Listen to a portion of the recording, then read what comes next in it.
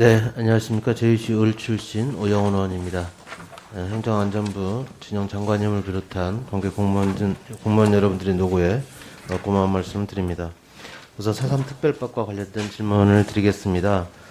저는 지난 21대 국회 들어서 여야 136명의 국회의원들의 동의를 받아서 4.3 특별법 개정안을 발의한 상황이고요. 아마 이제 국정감사가 끝나게 되면 실제적인 이제 법안 심사에 들어갈 예정입니다.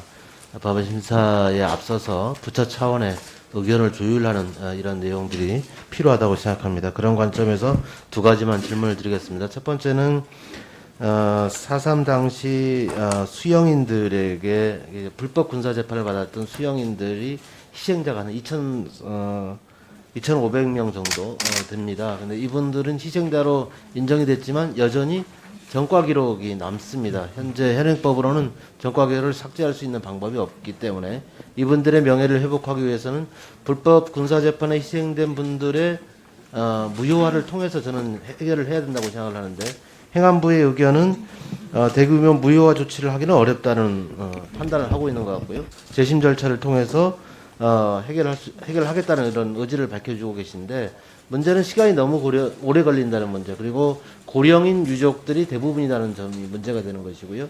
그리고 또한 500명에서 1000명 가까이는 유족이 없는 분들이 있습니다. 즉 재심을 청구할 수 있는 유족이 없는 경우는 어떻게 해결할 것인지, 이런 문제가 남는데 이 부분에서 어떻게 대안을 좀 생각해 볼 수 있는지 말씀해 주시죠. 예, 저희도 그런 명예 회복을 하는 방법을 여러 가지 한번 생각해 봐야 된다고 보는데요. 재판을 전부 무효화 시킨다, 없는 걸로 한다 하는 거는 현행 지금 상권 분립상 법으로서 이미 판결을 무효화하기는 좀 어려울 것 같고요. 그래서 뭐 재심 청구를 한다 그러면 유족이 없으면 뭐 검사가 공익의 대표자로서 한다든지, 아니면 그런 부분은 좀 법에서 좀 유연하게 이렇게 규정을 해서 길을 좀 열었으면 좋겠다, 이렇게 생각하고 있습니다. 그럼 뭐 위원회가 이제 예를 들어서 그렇게 청구를 할 수도 있다, 뭐 이런. 예, 그렇게 이제 법을 만들면 예. 가능하지 않을까, 이런 생각이 듭니다. 네, 좋습니다. 그런 구체적인 안에 대해서 대안을 정부 측에서 제시를 해주시기를 바랍니다. 그리고 또 하나는 이제 배보상과 관련해서도 전 행안부 장관께서도 배보상의 불가피성을 얘기를 했었는데, 21대 국회에서 제출된 법안의 특징은 기준이 이제 제시가 됐다는 점입니다. 그래서 이제 관계부처와 협의가 필요하다고 보는데요. 어떻게 협의를 하고 계신지 간단히 말씀해 주시면. 예, 그래서 이제 배보상 문제까지 끝내서 이제 과거사가 좀 종결됐으면 뭐 4.3도 그렇고 다른 어떤 경우에도 그런데, 그게 이제 재정 당국은 또 이 어떤 재정의 한계가 있지 않겠습니까? 그래서 그거는 뭐 필히 저희가 이렇게 혼자 결정할 수는 없고, 그래서 항상 저희는 재정 당국과 좀 여유 있게 좀 이렇게 예산이 배정됐으면 하고 바라고 있고, 항상 그런 취지로 얘기를 하고 있습니다.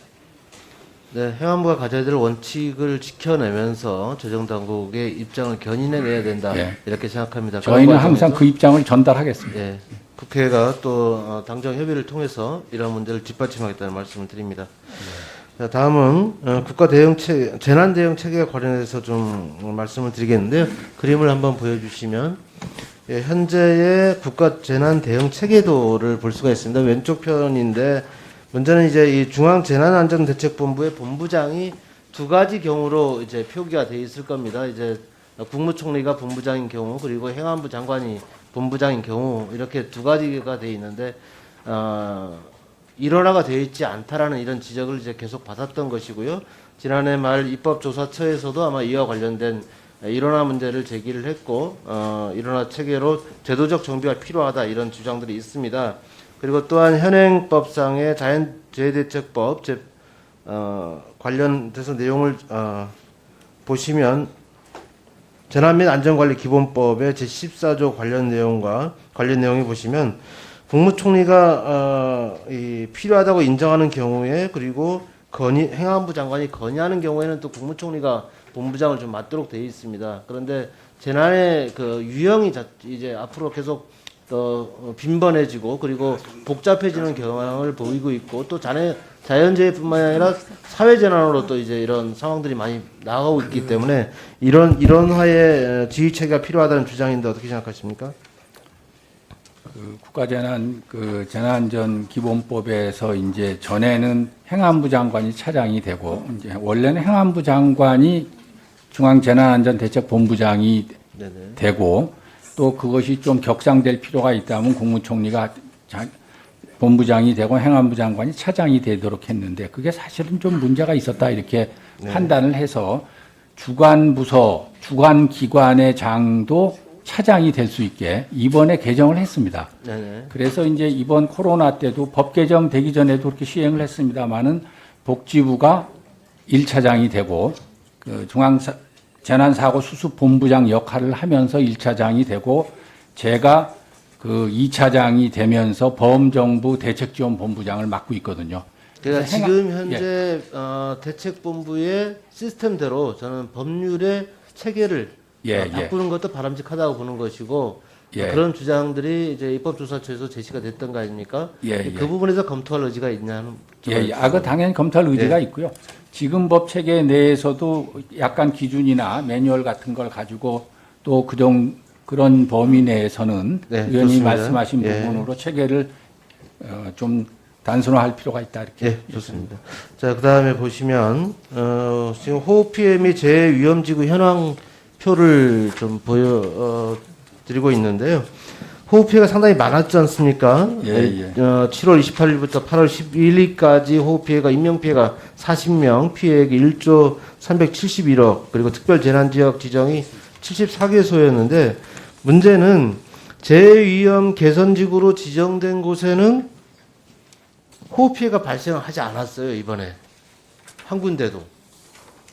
이와 관련해서는 제가 볼 때는 재위험지구 지정과 관련돼서 이 기후 변화의 상황들이 지금 고려되고 있는지 그리고 제대로 이제 산정되고 있는지 기준이 제대로 산정되고 있는지 이런 부분이 필요하다. 점검이 필요하다고 생각하는데 이번에 경사지 붕괴랄까 이런 부분이 재위험지구로 지정이 안 된 부분에서 일어나서 희생자가 나왔기 때문에 그 부분 지정에 대해서 보다 더 광범위한 조사를 해서 돼야 된다 이렇게 생각을 하고 그러나 이제 위험지구로 지정된 데에서는 사고가 안 났기 때문에 지정이 됐기 때문에 사고를 줄인 건지 아니면 그냥 위험이 그렇게 높지도 않은데 더 높은 데를 놔두고 여기를 지정했는지 그 부분은 저도 판단하기가 어려워서 앞으로는 재위험지구를 지정해서 미리 주민들 선제 대피도 하게 하고 하기 위해서는 반드시 위험지역 여부를 다시 한번 판단해야 된다 이렇게 생각하고 있고요. 그 부분을 하여간 다시 저희들이 검토해서 개선책을 마련하겠습니다.